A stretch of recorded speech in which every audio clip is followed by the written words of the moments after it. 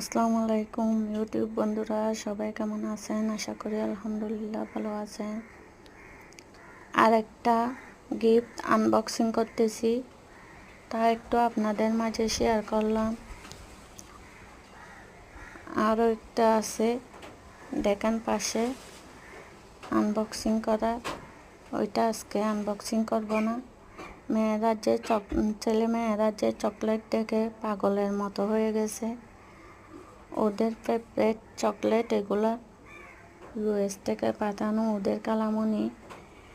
দেখি ছেলে মেয়েদের জন্য কতগুলো চকলেট পাঠাইছে, যে কত কত খুশি যে তা বলে বোঝাতে পারবো না। চকলেটগুলো একটু